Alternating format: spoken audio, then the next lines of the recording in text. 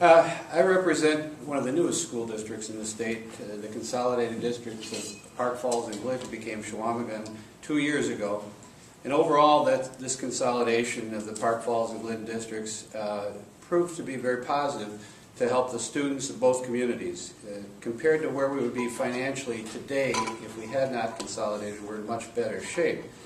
We're a district that serves approximately 800 students in northwest Wisconsin. We have approximately 70 teachers and 120 employees. By most standards, we're a small district. Yet in that part of the state, we're considered a larger district and even have students open and roll out because they don't want to be in the big school.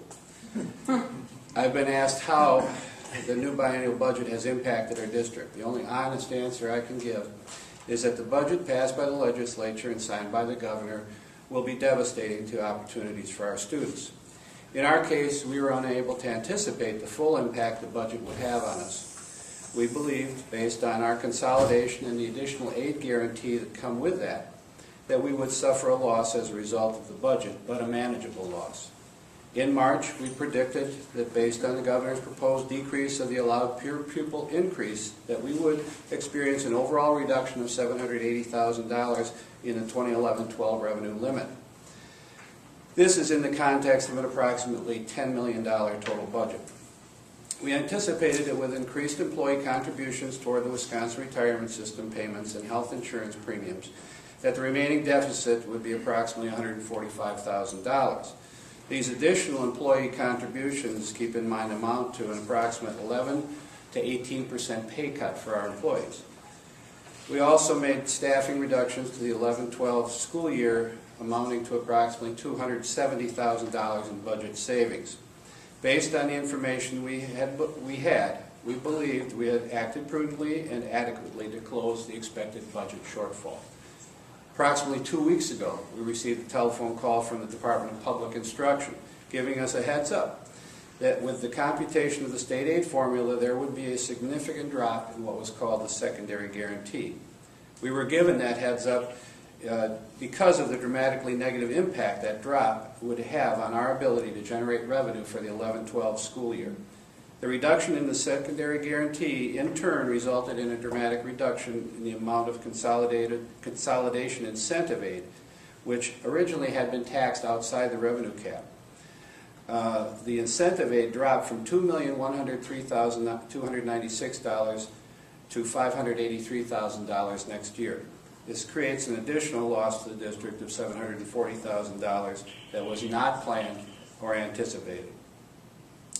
As you can imagine, we had a great deal of concern when we discovered this 2 weeks ago, and unlike the unannounced state aid the announced state aid reductions, which districts were aware of several months ago, that would have allowed us to plan for this, we found out about this well after any timelines that would be necessary in order to allow us to decrease staff. We checked with DPI and asked, was there something we missed? Is there something that we did not catch? And we were assured by Robert Avery, school finance consultant at DPI, that at the district level, there would have been no way for us to anticipate this change in the secondary guarantee with any precision, and we did nothing wrong. It basically was a quirk of the consolidation process and how it impacted us. The response from DPI is both comforting and disturbing. It's comforting in the knowledge that we didn't mess up. It's disturbing from the point of view that these changes in the biennial budget were made without any regard to the ability of impacted school districts to adequately plan their finances for the coming year. I understand that it was necessary to achieve some dramatic budget reductions at the state level. I was in agreement with the concept of expecting employees to contribute more to the cost of their benefits as a means of offsetting needed budget reductions. I was also in favor of changing the balance in the collective bargaining process to favor management to a greater degree. However, the manner in which this process unfolded this spring causes me to doubt that its purpose was budgetary as much as it was philosophical. The toolbox we were given to increase revenue in anticipation of the budget cuts at the state level was wholly inadequate to cover those costs. Teachers in my district at the maximum salary level receive pay that's comparable to starting pay for many professions requiring a 4-year college degree. These changes have resulted in a significant pay cut for these employees. The teachers and the other employees in our district are dedicated professionals who work hard for what's best for the students they serve. I do not think it is reasonable to continue to expect to carve state budget shortfalls out of their pay and benefits.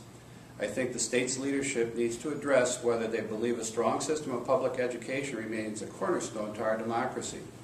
The direction in which this state and others are now moving would appear to favor some sort of privatized system over our traditional strong public school system. I believe that moving in such a direction is a mistake. The Chequamegon district will, as will many other districts around the state, do its best to continue to provide a high-quality education to its students. These unanticipated shortfalls for the 11-12 school year likely will need to be absorbed in the short term through the district's fund balance.